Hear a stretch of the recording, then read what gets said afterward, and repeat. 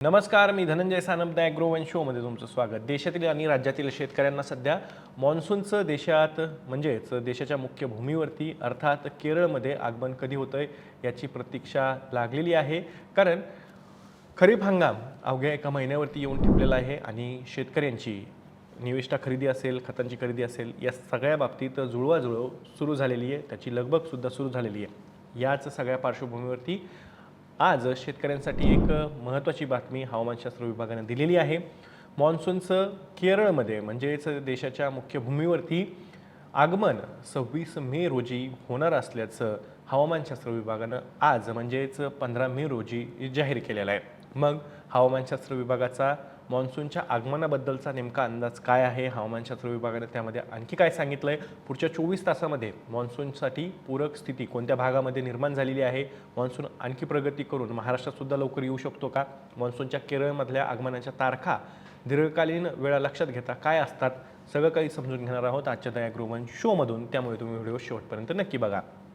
तर नैऋत्य मोसमी वारे अर्थात ज्याला आपण मान्सून म्हणून ओळखतो, हेच मान्सूनचे वारे आता 1 जूनऐवजी 26 मे रोजीच देशाच्या मुख्य भूमीवरती म्हणजेच केरळमध्ये धडकणार असल्याचं हवामानशास्त्र विभागानं आज स्पष्ट केलेलं आहे. आता सध्या अंदमान समुद्र, त्यासोबतच बंगालचा उपसागर आणि त्यातला काही भाग, त्यासोबतच अंदमान निकोबार बेटं यांच्यातल्या काही भागामध्ये मान्सून येण्यासाठी पूरक अशी परिस्थिती निर्माण झालेली आहे. पुढच्या 24 तासांमध्ये या भागामध्ये मान्सून येऊन हजेरी लावेल अशा पद्धतीचा अंदाजही हवामानशास्त्र विभागानं दिलेला आहे. यापूर्वी आपण एक अंदाज घेतलेला होता की हवामानशास्त्र विभाग मान्सूनचं आगमनाबद्दल नेमकं काय सांगतोय. तर मान्सूनच्या आगमनाबद्दल हवामानशास्त्र विभागाने आधी स्पष्ट केलेलं होतं की पश्चिम बंगालचा उपसागर असेल, त्यासोबतच अंदमान समुद्र असेल आणि त्याला लागून असलेलाच अंदमान निकोबार बेट असतील, यांच्यामध्ये मान्सून हा 16 मे रोजी हजेरी लावेल किंवा तिथे येऊन प्रवेश करेल, त्याचं आगमन होईल अशा पद्धतीचा अंदाज हवामानशास्त्र विभागानं नुकताच म्हणजे 2 दिवसांपूर्वी दिलेला होता.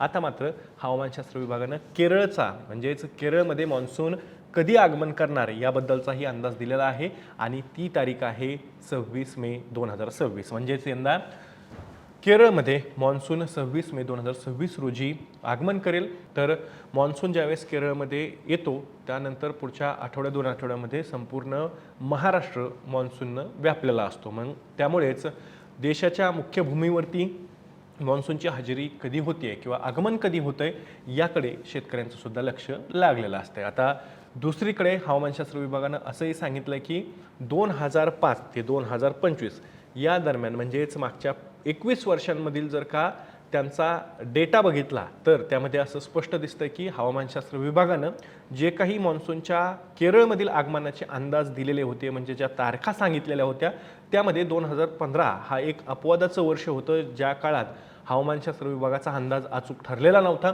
परंतु त्या वगळता मागच्या 20 वर्षांमध्ये जवळपास सर्वच अंदाज हे केरळच्या भूमीवरती मान्सून येण्याचे हवामानशास्त्र विभागाचे हे अचूक ठरल्याचं सुद्धा हवामानशास्त्र विभागानं दावा केलेला आहे. आणि त्यामुळं मान्सूनचं आगमन यंदासुद्धा केरळमध्ये वेळेच्या आधीच, नियोजित वेळेच्या आधीच होईल आणि त्यामुळं महाराष्ट्रातसुद्धा मान्सून लवकरच हजेरी लावेल अशा पद्धतीची आता शक्यता वर्तवली जाते. अर्थात मान्सूनचं आगमन हे शेतकऱ्यांच्या खरीप हंगामाच्या नियोजनासाठी तितकंच महत्त्वाचं असतं. आता दुसरा एक मुद्दा यामध्ये शेतकऱ्यांसाठी चिंतेचा आहे, तो म्हणजे हवामानशास्त्र विभागानं जो पहिला अंदाज, प्राथमिक अंदाज मान्सूनच्या हंगामामधला दिलेला आहे पावसाचा, त्याचा जर का आपण आढावा घेतला तर काय दिसतं, तर यंदा सरासरीच्या 92% हा पाऊस देशामध्ये पडेल अशा पद्धतीचा अंदाज हवामानशास्त्र विभागानं वर्तवलेला आहे. त्यामुळे खरीप हंगामातच पावसाचे मोठे खंड किंवा असमान वितरण अशा पद्धतीचं पाऊस पडू शकतो. त्यामुळे शेतकऱ्यांनी खरीप हंगामाचं नियोजन करताना काळजी घ्यायची आहे. हे सगळे अंदाज जे आहेत ते सुद्धा लक्षात घ्यायचे आहेत. आपण मान्सून हंगामात पावसाचा जो अंदाज देण्यात आलेला आहे त्याचा वारंवार उल्लेख करतोय, कारण की एकूणच यंदा सुपर एल निनोचं वर्ष असणार आहे आणि त्यामुळं मान्सूनच्या हंगामामध्ये जो काही पाऊस पडतो त्याच्यावरती परिणाम होण्याची शक्यता ही व्यक्त केली जाते. अर्थात त्यासाठी जागतिक हवामान संस्थासुद्धा या संदर्भात जे काही अंदाज आहेत त्या प्रकाशित करतायत आणि त्यामुळं शेतकऱ्यांनी सुद्धा खरीप हंगामाचं नियोजन करताना या सगळ्या गोष्टींचा अंदाज लक्षात घेणं सुद्धा महत्त्वाचं आहे. बंगालचा उपसागर त्यासोबतच अंदमान समुद्र आणि अंदमान निकोबार बेट यांच्यावरती मान्सूनचं वारं म्हणजेच नैऋत्य मोसमी वारं हे येऊन धडकण्यासाठी पोषक अशी स्थिती, अनुकूल स्थिती निर्माण झालेली आहे आणि त्यामुळेच पुढच्या 24 तासांमध्ये या भागात मान्सून हा प्रवेश करू शकतो आणि त्यानंतर जर का आपण बघितलं तर मान्सून या भागांमध्ये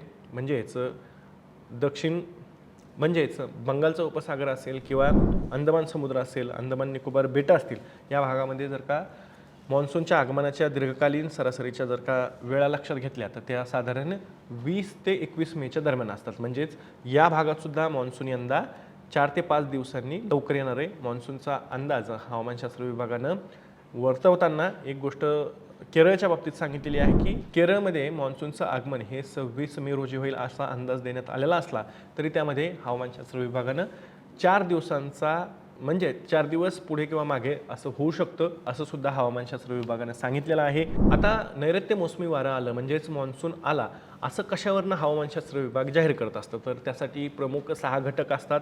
त्या 6 घटकांचा अंदाज घेऊन हवामानशास्त्र विभाग मान्सून आला की नाही हे ठरवत असतं. आता या 6 महत्त्वाच्या घटकांमध्ये कशाचा समावेश होतो तर यामध्ये उत्तर पश्चिम भारतातील किमान तापमान, दक्षिण भारतातील पूर्व मान्सून पाऊस, त्यासोबत दक्षिण चीन समुद्रावरील दीर्घ तरंग किरणोत्सर्ग आणि त्यासोबत विषुववृत्तीय हिंदी महासागरातील वाऱ्यांचा वेग आणि प्रशांत महासागरातील ज्याला आपण पॅसिफिक महासमुद्र असं म्हणतो या प्रशांत महासागरातील वातावरणीय स्थिती यांचा समावेश असतो. ह्या 6 घटकांच्या आधारेच मान्सूनचं आगमन झालेलं आहे की नाही हे हवामानशास्त्र विभागाकडून ठरवलं जातं. म्हणजेच त्याचा अंदाज किंवा आढावा हवामानशास्त्र विभागाकडून घेतला जातो. आता दुसरा मुद्दा आहे की केरळमध्ये आता हवामानशास्त्र विभागानं 26 मे 2026 रोजी यंदाचा मान्सून हा आगमन करेल किंवा प्रवेश करेल असं सांगितलेलं आहे.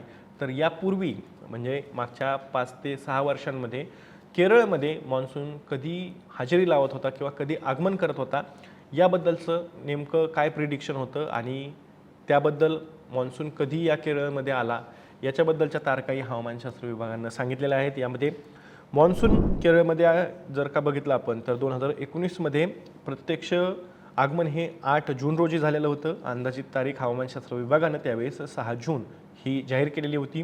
2020मध्ये जर का बघितलं आपण तर 1 जून रोजी मान्सूनचं केरळमध्ये आगमन झालेलं होतं. हवामानशास्त्र विभागानं 5 जून ही तारीख सांगितलेली होती. 2021मध्ये 3 जून रोजी मान्सूनचं आगमन झालेलं होतं केरळमध्ये. तर हवामानशास्त्र विभागानं 31 मेची तारीख सांगितलेली होती. 2022मध्ये 29 मे आणि आगमन 29 मे रोजी झालेलं होतं. तर हवामानशास्त्र विभागानं जो अंदाज दिलेला होता तो 27 मेचा होता.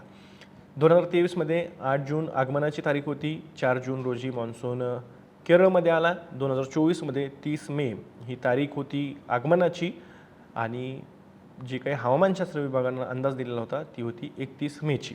त्यानंतर 2025मध्ये म्हणजे गेल्या वर्षी आपण पाहिलेलं की मान्सून 24 मे रोजीच केरळमध्ये येऊन हजर झालेला होता, प्रवेश केलेला होता त्यानं देशाच्या मुख्य भूमीवरती आणि हवामानशास्त्र विभागानं गेल्या वर्षी 27 मे ही केरळमध्ये मान्सून येण्याची अंदाजित तारीख ही सांगितलेली होती. यंदा 26 मे रोजी मान्सून केरळमध्ये दाखल होईल अशा पद्धतीचा अंदाजही हवामानशास्त्र विभागाने दिलेला आहे. आपल्याला माहिती आहे की केरळमध्ये मान्सून आला म्हणजे देशाच्या मुख्य भूमीवरती आला तर त्यानंतर पुढच्या 1 आठवड्यात किंवा 2 आठवड्यामध्ये मान्सूनची प्रगती जर का चांगली झाली म्हणजे त्यासाठी पोषक स्थिती राहिली तर फार तर 2 आठवड्यामध्ये संपूर्ण महाराष्ट्र मान्सून व्यापत असतो आणि त्यामुळेच आता शेतकऱ्यांनी या केरळच्या मान्सूनच्या आगमनाबद्दलची जी काही आतुरता आहे ती यामुळेच होती की केरळमध्ये मान्सून आला म्हणजे देशाच्या मुख्य भूमीवर आला म्हणजेच महाराष्ट्रातसुद्धा लवकरच येईल अशा पद्धतीचं एक गणित शेतकऱ्यांचं सुद्धा असतं.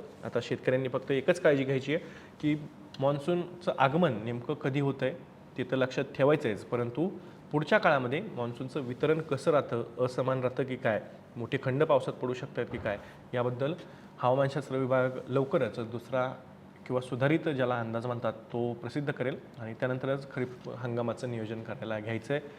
यंदा हवामानशास्त्र विभागानं कमी पावसाचा अंदाज दिलेला आहे सरासरीपेक्षा, त्यामुळे ती गोष्टसुद्धा आपण लक्षात ठेवणं गरजेचं आहे.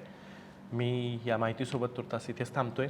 तुम्हाला काय वाटतंय केरळमध्ये हवामानशास्त्र विभागाने जसं सांगितलं आहे की 26 मे 2026 रोजी यंदाचा मान्सून हंगाम म्हणजे मान्सून हजेरी लावेल किंवा म्हणजे मान्सून धडकणार आहे.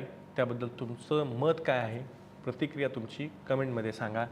मी दररोज संध्याकाळी 6 वाजता ॲग्रोवनच्या यूट्यूब चॅनलवर शेती आणि शेतकऱ्यांचे हिताचे मुद्दे घडत असतो. त्यामुळे तुम्ही अजूनही ॲग्रोवनच्या यूट्यूब चॅनलला सबस्क्राईब केलं नसेल तर लगेच सबस्क्राईब करा.